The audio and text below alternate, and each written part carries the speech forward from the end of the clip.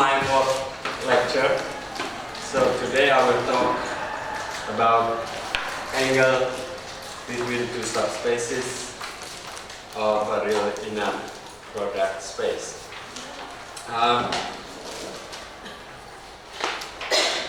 At least I have told you about how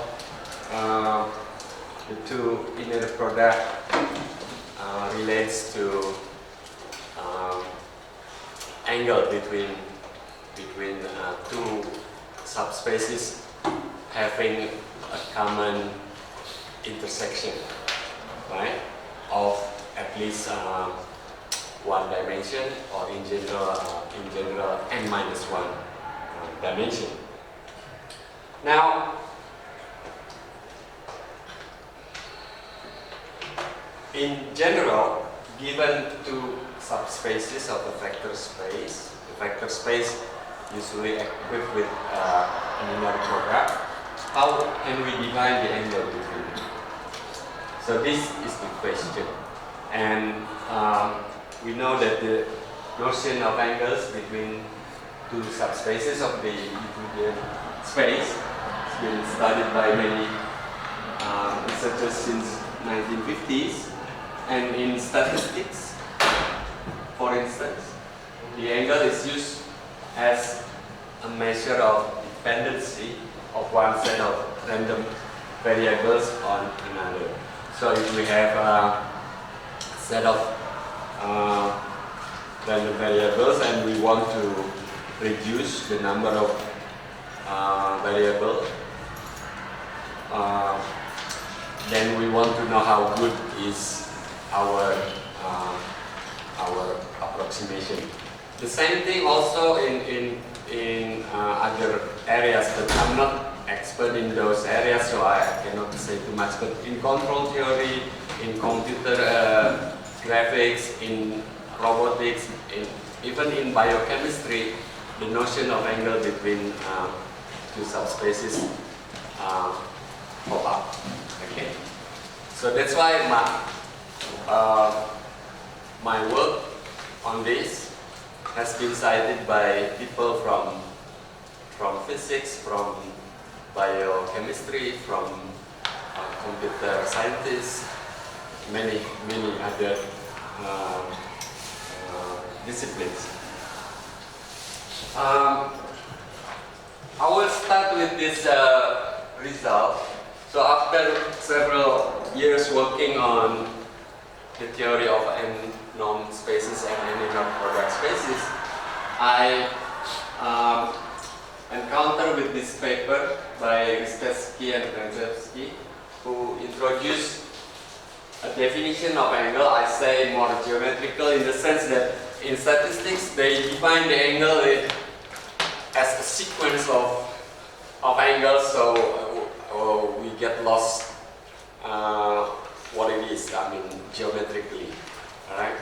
So, but Ristevsky and Krenzewski introduced definition of angle between two subspaces of the Euclidean space, RD, and explained its connection with the principal angles. These are usually used by the statistician and also numerical analysis.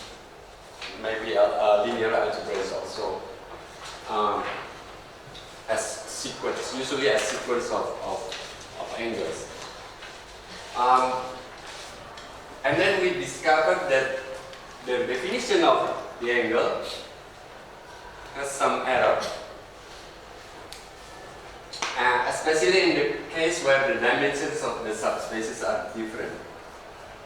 So we tried to fix that, and we were successful. So we got a correct definition, and what was surprising is that the notion of n-norms and n-inner products enter in the definition. So if you ask what's the use of n-norms and n-inner products, this is also one of the applications. The paper you can find in the library or on the internet. So let X be a real inner product space, and U and V with dimension U less than or equal to dimension V are subspaces of X. So they are both finite dimensional, and so we want to have a formula for the angle between them. Okay, so we always assume that the dimension of U is less than or equal to the dimension of V, and think of U as for example a line, and then V a plane, for example in R3. So we don't say the angle between V and U, but U and V. So you cannot reverse this. I mean, you don't talk about angle of subspace which has dimension larger than the other. So the order is always from the one which has a smaller dimension to larger dimension. Okay. So for example, we know in these two cases between one dimensional subspace and two-dimensional subspace, we know how to compute the angle. How is that? You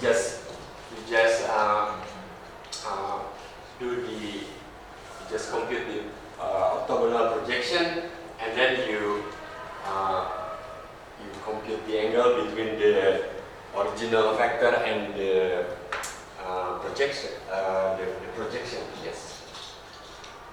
And then also, I have explained this when we discuss n-inner products.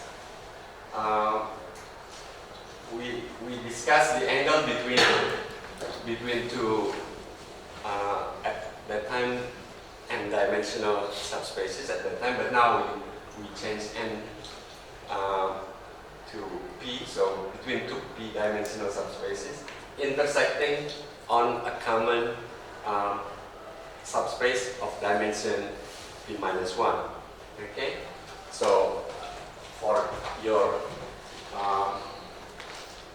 for illustration, you can think of computing the angle between two planes in R3. So before we go further, I use the word usual. What does that mean? That means that in those two cases, the angles should, because we have inner product, so the angles should coincide with the notion of angle between two vectors, right? So cosine, the cosine of that angle is the inner product divided by the product of the norms. So in the case of A, yes, we do have that, and also in the other case, we also have that. Okay, so that's what I mean by usual. If we do something, then we get the value of the cosine equal to the inner product divided by product of the norms. So in those two cases, yes, our formula coincides with the usual one. So now we want to generalize this. But before that, we observe further about the formula for those two cases. For the first one, actually, you can look at this picture. If you have just a vector u, you want to compute the angle between u and, for example, a plane like this. You project it, so the plane is v. You project it u on v, you get uv. and so this orthogonal complement is U minus, I don't have to write this, right?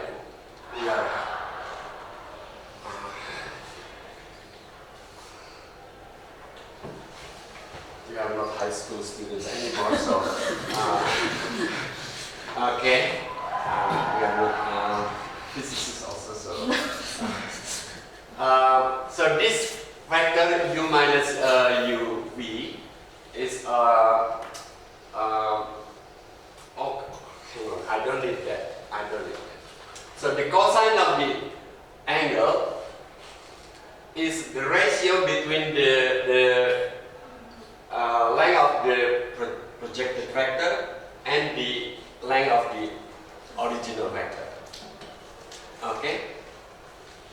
So instead of having the inner product, I compare the norms of the projected vector and the norm of the original vector. And that's also true for the second case. So this is the key idea to compute the angle between a subspace and another subspace of maybe larger dimension.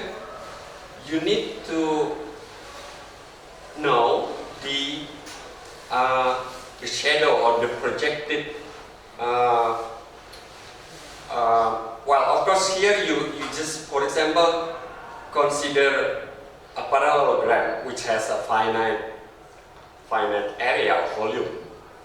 Okay, and now you consider the projection of that parallelogram on the larger subspace. So the area in general must be less than or equal to the original. If the two subspaces coincide, of course the area will be the same. But in general, it will be less. Okay? So the ratio of the area of the projected parallelogram to the area of the original parallelogram is the cosine of the angle. That is the idea. But of course, then we want to have a more explicit formula. And then we want to observe properties. So, first of all, forget the long sentence that I wrote here. Just look at this. This is our definition of the angle between the subspace U and the subspace V. So where is V here? V is in this expression. So the projection of, so the original vectors in the subspace U, call it U1 up to UP. So that will be the denominator of the cosine. So here is in general now is the volume of the p-dimensional parallel pipe generated or spanned by the projection of each vector on V. So of course V plays a role there. Okay. We have to make sure that the ratio is a number, but intuitively it should be a number between 0 and 1. It's not negative, cannot be larger than 1, but of course we have to prove that. And it is invariant under any change of basis for U and V. That's also important for the notion of angles. You don't want to have a formula when you change the basis, you get something else. You don't want that. Okay? So here is the theorem which says that the ratio is a number in the interval 0, 1 and is independent of the choice of basis for U and V. So we know that from the formula, I should write down the formula, projection of U1 up to the projection of UP on V divided by the n-norm of that and the n-norm of U1 up to UP. Remember that in our mind the n-norm is the volume, okay? And remember the property of the n-norms. One of them is invariant under permutation. Another property is if we multiply one vector by alpha, then the modulus of alpha pops out, and so on. Okay, so the projection is invariant. The projection is invariant under the change of basis for V. Whatever the basis for V, the projection will be that vector. Okay, of course the representation will be different, but the vector itself is the same. Okay, and then the ratio is invariant under any change of basis for U.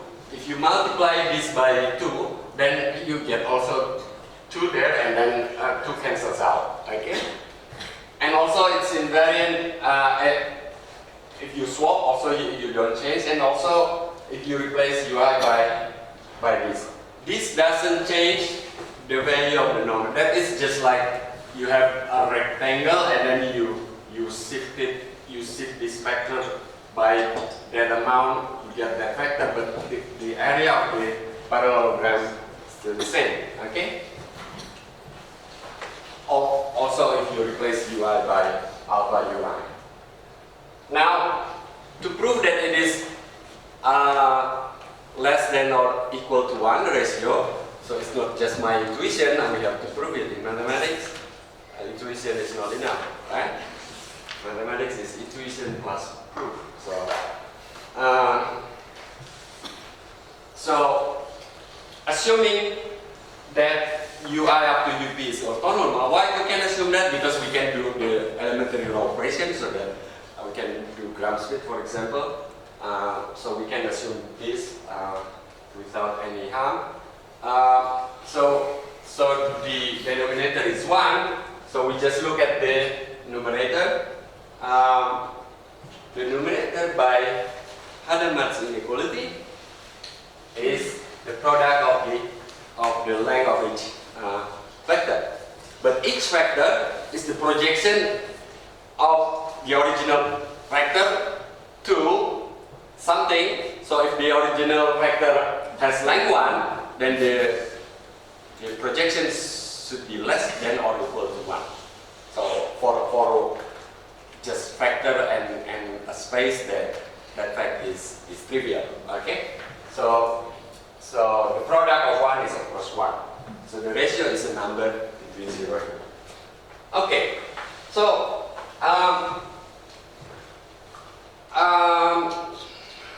for P equals to Q, we can prove that we can see that the angle theta between U and V is given by this formula. I will show that on board soon, but I will make some comments first. So this formula looks nice. It's just like cosine for vectors. We have this.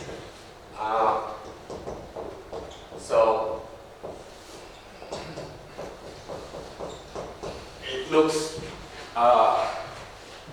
pretty much the same, except now we have the square bracket denotes matrix. So this is a matrix of P by P. I take everything, I take this square of cosine. That means that because we are actually dealing with not just vectors, but actually lines. Okay, so there are 2 of them. two angles, but we always choose the one between 0 and pi over 2. Okay, so this is our angle. But just to avoid the plus and minus, we just take this square of this. So looking at this, in one dimension, this is just inner product of U and V. This is norm U squared, and this is norm V squared. Okay.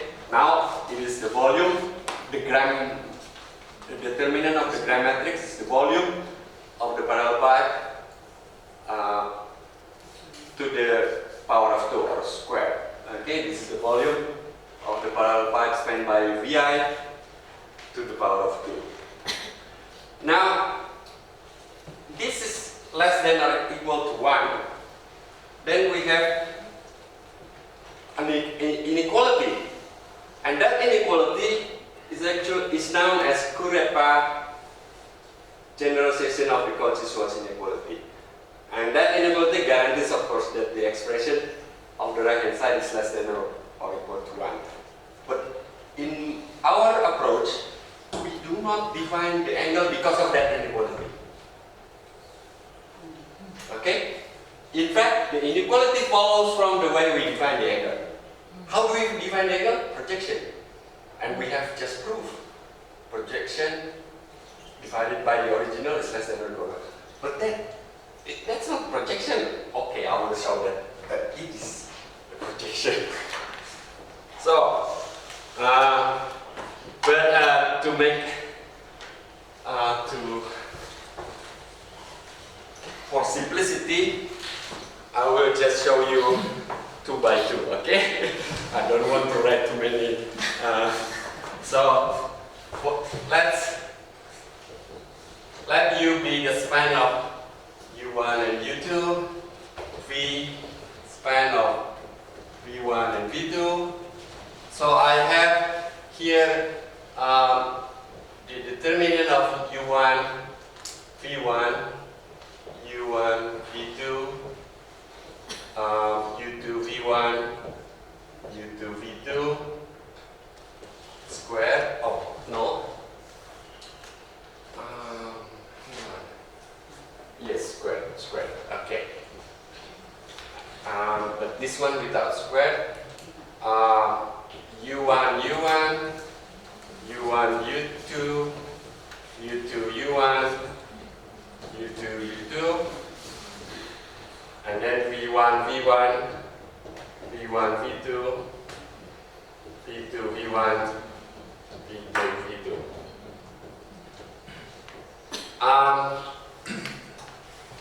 Okay, so what I will do, just elementary row operations. Okay, so but I'm not going to write in detail. So I will change, for example, U1. I will change U1 by U1 divided by its norm. This is programming notation. Okay, so if I do that, maybe the new one will be U1 star. Okay. Okay, I don't need programming. Okay. So that means I multiply the first row by 1 over norm U1. Of course, I'm assuming U1 is not 0. But then we'll change the determinant. Okay, but here I will also get the same thing. 1 from the first row, 1 from the first column. Okay? Here, just from the first row, but square. So they cancel. Okay? So now I can write U1 star, V1, U1 star, V2, square, U2, V1, U2, V2, and then here U1 star, U1 star, U1 star, U2, U2, U1 star, U2, U2, and then these are still the same. Okay, but why don't we do also with U2? The same thing. U2 divided by norm U2. So now here U2, second row only but squared. Here second row and also second column. So I change that too. Where else? U2 star. U2 star. Okay? Here. One more. Okay. We can do the same with B. Okay? But before that, hang on. Oh, I'm making a mistake. We don't do that with U2. We want U2 to be, first we do U2 minus projection of U2 to U1 star, Gram-Schmidt orthogonalization. And then U2 star is U2 prime. Okay? Okay, so that will make this become 1. And if you do the same thing for V, this will become 1 also because V1 and V2 are orthonormal. Okay? And what we are left with is just the numerator. Okay, so now my cos square theta is just U1 star, V1 star, U1 star, V2 star. I don't need the stars actually, but okay. Okay. Now, is this the projection? That is my aim, right? But looking at U1 star is actually, hang on. Ooh. Okay. Okay. So what is the projection of? So we stop for a while. Now what is the projection of U1 star on V? This, if V now is spanned by V1 star and V2 star, then the projection is U1 star dot V1 star V1 star plus U1 star V2 star V2 star V2 star, right? And also the same with U2. So this is what is nice having orthonormal basis. So now if we compute this, so if we compute the 2 norm, okay, maybe take the square root, then that is just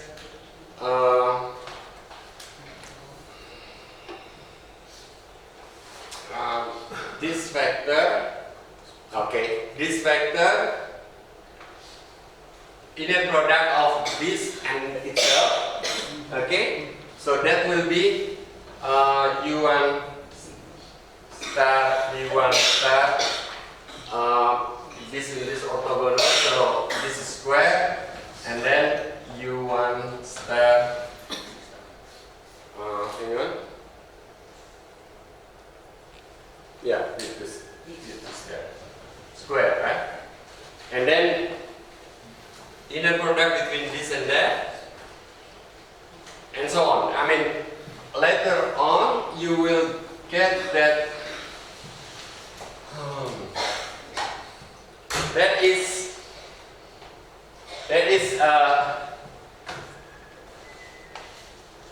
U1 star, V1 star, U1 star, V2 star, and then this multiplied by its transpose.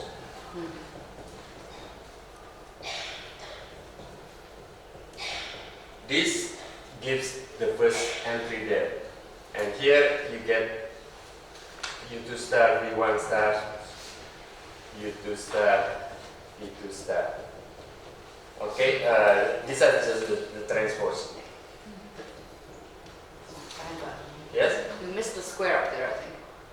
On the cos square. Yeah. Not up there. Cos square. Theta, Oh, yeah. yeah. No, now it's equal. Yeah. But the determinant of the transpose is the same, right? Yes. So I just proved that Cos square. Theta. the cosine square is equivalent, is equal to the 2 norm square of the projection vectors. So this coincides with the formula that we have before as the ratio of the area of the projected parallelogram and the area of the original parallelogram. Now,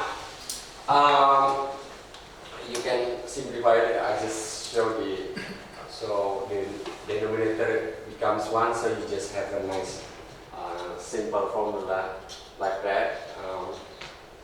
Okay, I can move on now. So what is wrong with the Setsky and Tensovsky formula? They define the angle between u of p dimension and v of q dimension with p less than or equal to q by this formula, which looks nice, of course. But formula, having nice formula is not enough.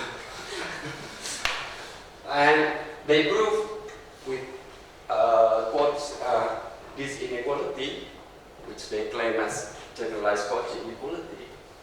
However, this inequality is only true in the case where p equals to q, we just seen that, or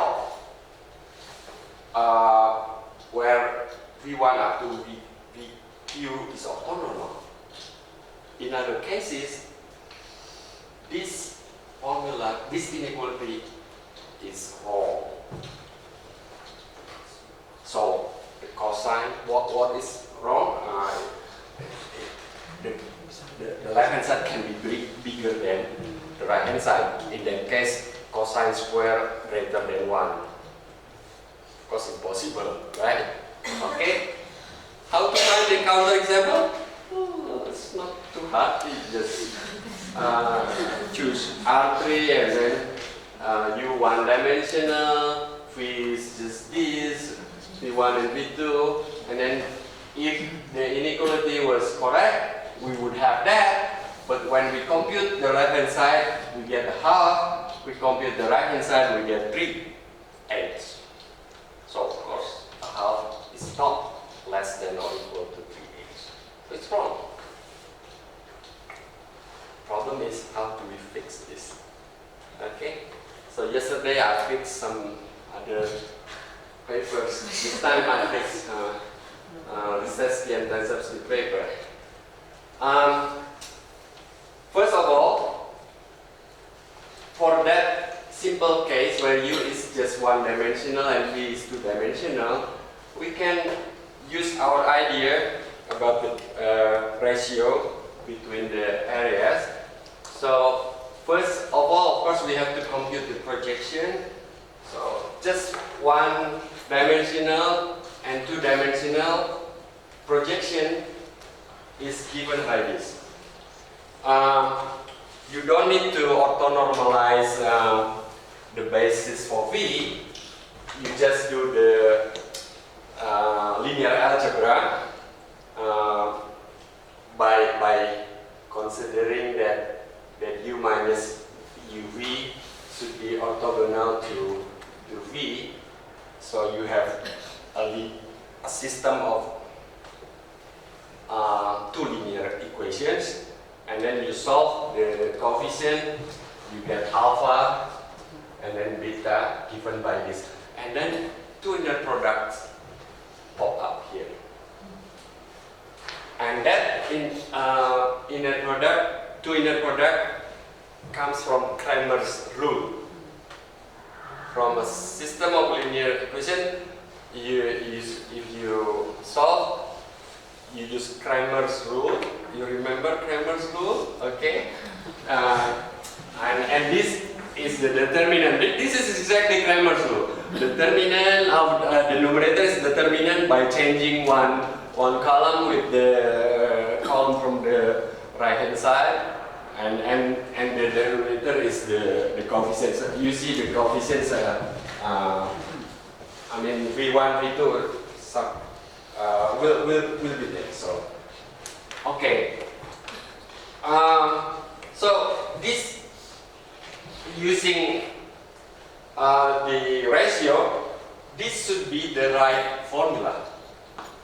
So instead of u comma v1 times u comma v1, we have u comma v1 times u times these two inner product, and also here. So this is what Starsky and tensor means. But then, of course, what is the general formula? Okay, so we have to do linear algebra here. Projection of ui on V is given by this in general, but we have to find the scalars. The scalars are given by this. From Cramer's rule, inner product on top, the an inner product on top, and norm at the bottom. Okay? And these are the indices. The indices are all from 1 to Q except K. So that's what that means. Okay? And then if we plug this, so if we compute, we need to compute this. These are the entries of the matrix that we want to compute the determinant. Okay. So if we compute this, but first we realize that computing that is the same as computing UI with the projection. Why is that? Computing this with the projection is the same as just that one. Okay, because maybe I'm wrong. This is the projection. Yeah, computing. So if you add the orthogonal, then you just adding nothing to get something. Okay. So it's like computing the inner product between u and the basis of and the projection, something on V here, right? So you get that, and so you get this determinant. You plug all this into the formula of the n norm, and then you simplify. It's quite similar to that, but now there are extra expression here because of larger dimension Q. So if Q is equal to P, then we have a nice result. But when Q is larger, then we get a little bit more expressions here. So we get M tilde instead of M. And that M tilde is matrix. Matrix is here is, I think M is P by Q. This is P by Q also, but you take the transpose, so it's Q by P. So the product is P by P. Okay. So that replaces the wrong formula that is Starsky and Tensor wrote. So if we divide both sides by the norm of n norm of u1 up to up, taken to the power of 2, then we get this formula. Okay. So if V1 up to VQ is orthonormal, then we get the formula 5. I don't remember what formula 5. Okay, that one. This I mentioned that the Mistaski and Tensor formula are correct in two cases, when P is equal to Q, or when P1 up to VQ orthonormal. Okay, so yeah, I think that's my lecture today. Thank you, Pak. Thank you.